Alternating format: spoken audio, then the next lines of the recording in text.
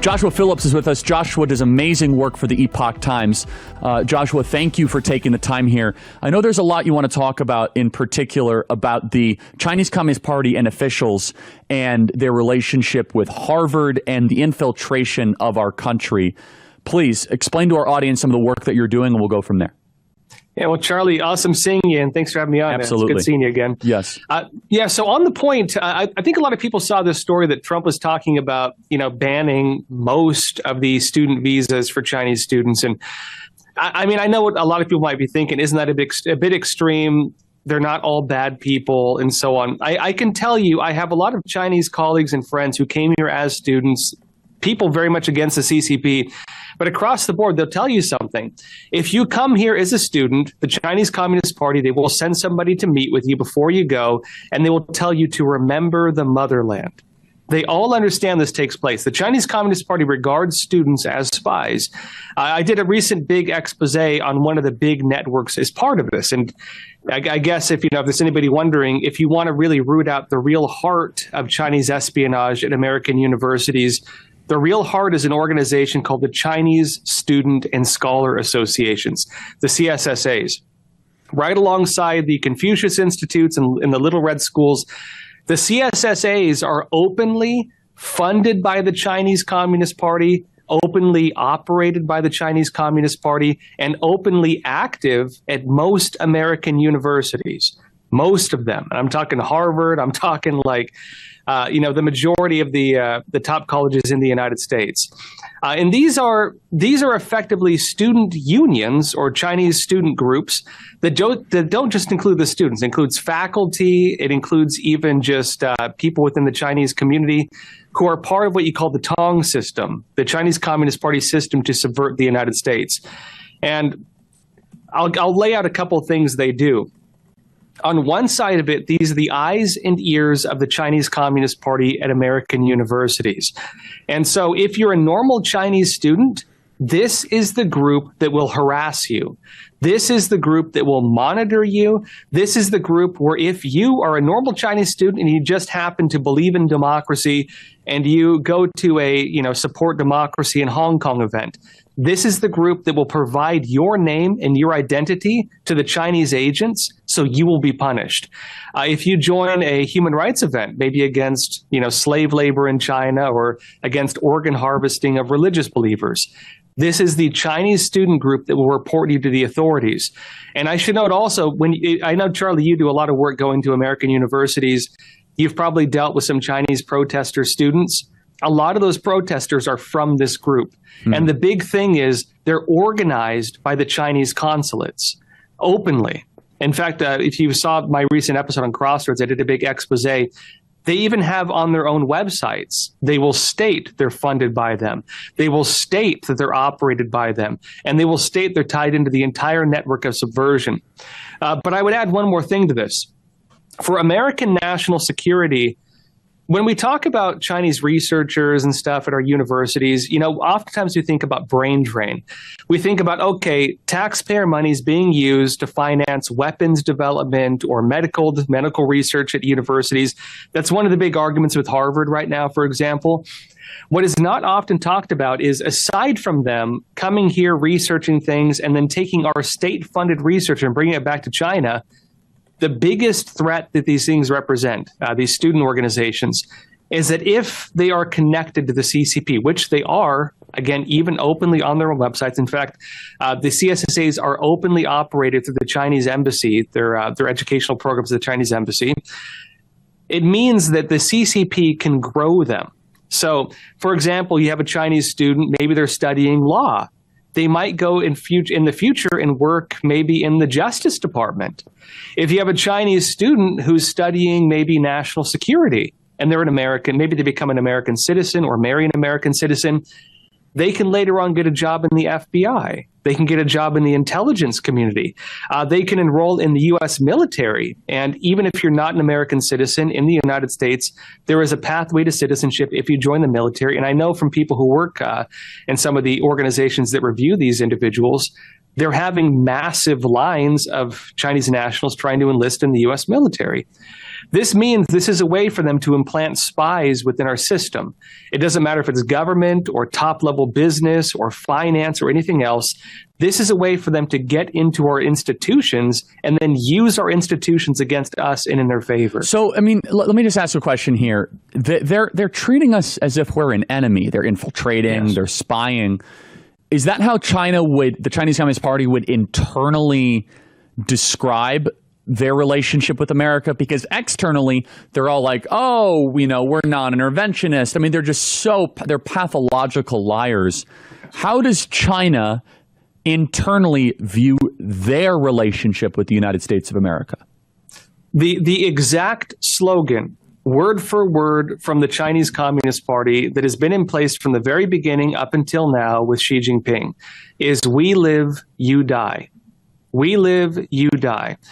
They believe the Chinese Communist Party cannot coexist on the same planet as the United States. They view the United States as the largest thing standing in front of the CCP, in front of their goal of trying to effectively take over the world. And what would that look like? It means the China model. In their eyes, there's two competing global systems. There's the Pax Americana and American values, the idea of what is liberal democracy, meaning human rights, the idea that people are endowed by God as having God-given rights, and that the government is instituted as a system to protect God-given rights. That's the American idea. Free market capitalism, meaning it's not controlled by a governing party, of course. The Chinese Communist Party's ideology is communism, as we all know. And of course, while some people argue that they are engaged in the capitalistic system, the system they use is what's called state capitalism. What's state capitalism?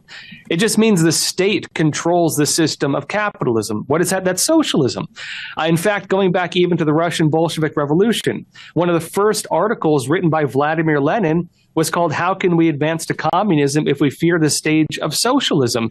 And he described socialism as the state capitalist monopoly, meaning the state seizes control of the businesses.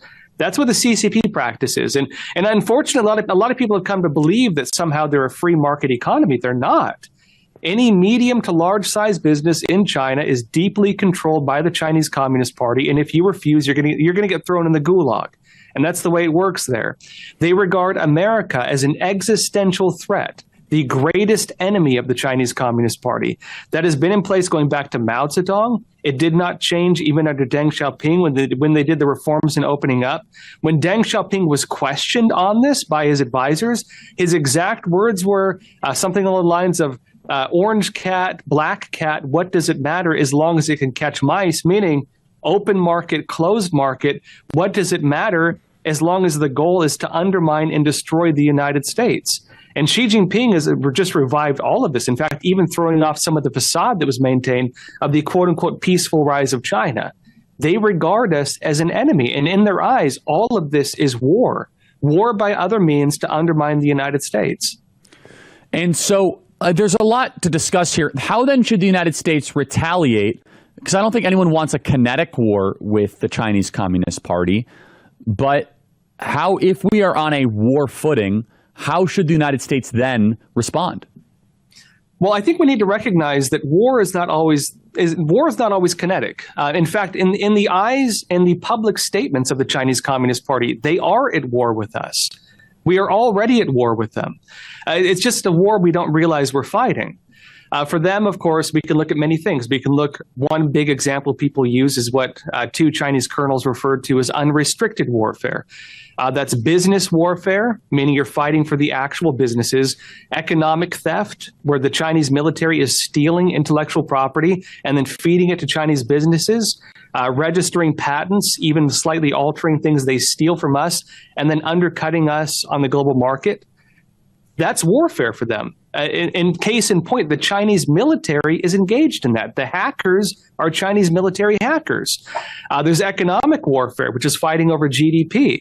When they do hostile takeovers of entire industries in other countries, for example, buying up the dairy industry in New Zealand, buying up the iron and minerals industries in Australia, doing debt traps through the Belt and Road Initiative. They call that economic warfare, the monopolizing of natural resources. There's manufacturing warfare. What did Mao Zedong say is one of the main goals of communism? Seize the means of production. Who controls the means of production? That's your factories. China. We gave it to them. There's drug warfare. An operation actually started under Mao Zedong using the spy networks through Cuba to establish cocaine smuggling, which has now evolved into them providing precursor chemicals for methamphetamine, includes, for example, fentanyl. In their open writings, this is warfare. And they are killing more Americans every single year than we lost in the entire Vietnam War. They're killing more people than we lose in a kinetic warfare using drug warfare. If I were to go over the whole list, they list publicly over 70 strategies of unconventional warfare. Even ideology, they have adopted into their actual military code what's called the three warfares: psychological warfare, media warfare, and legal warfare. So I want to ask you after the break, the Taiwan question. Are we going to see a move on Taiwan from the Chinese Communist Party? Stay right there.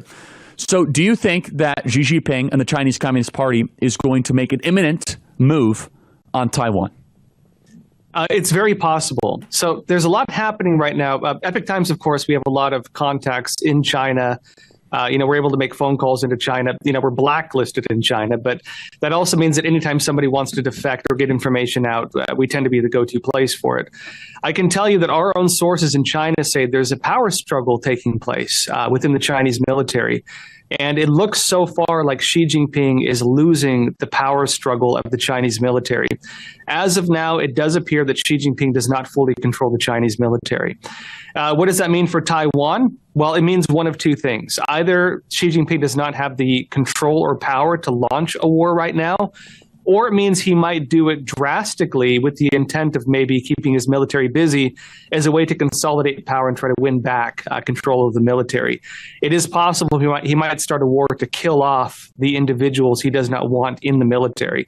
And so in terms of national interest, in terms of internal infighting within the CCP itself, it might happen.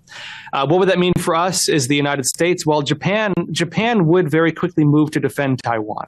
They would.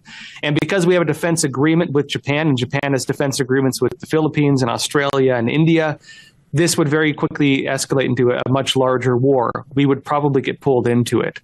What would a CCP war look like against Taiwan? All right, so the northern strait, the entire strait there, and including even to the west, the whole strait is like shallow water. They can't really field submarines. Everything will be visible. You would have large-scale rocket attacks from the Chinese Communist Party bombarding Taiwan, and you would have a boat incursion. Taiwan would defend against that. Imagine Saving Private Ryan times 1,000, where machine gun nests are replaced with rockets, and they're bombing boats far out into the sea. The United States is putting in place what it calls the Hellscape strategy, which is various drones. It's aerial drones, surface of the water drones like boats, and undersea drones. And we would also be bombarding the Chinese invasion. I don't know what Japan would do, but they'd very likely be involved in that as well.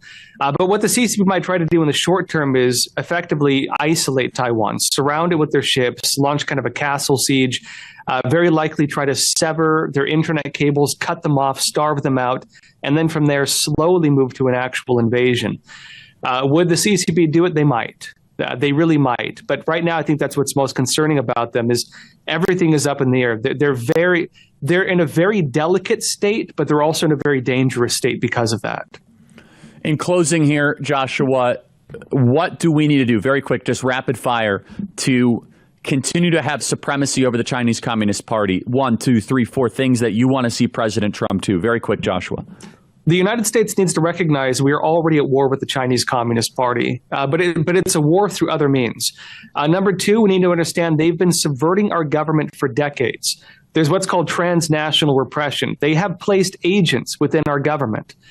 Those need to be rooted out absolutely. Number three, understand that they use the open systems of the United States against us. The actual slogan for it is strangle you with your own systems. They infiltrate and try to take advantage of open systems. And number four, recognize that even if we don't regard them as an enemy, they regard us as an enemy. That does not mean the Chinese people. The Chinese people are great. The Chinese Communist Party is the greatest enemy even of the Chinese people. And I think the United States hopefully realizes this, that they believe they can't coexist with us. Joshua, thank you so much for your time. We'll have you on again soon. And check out Great. Crossroads. You're doing a great job. Thank you. Appreciate it. Thank you. For full shows, live and on demand, it's Salem News Channel.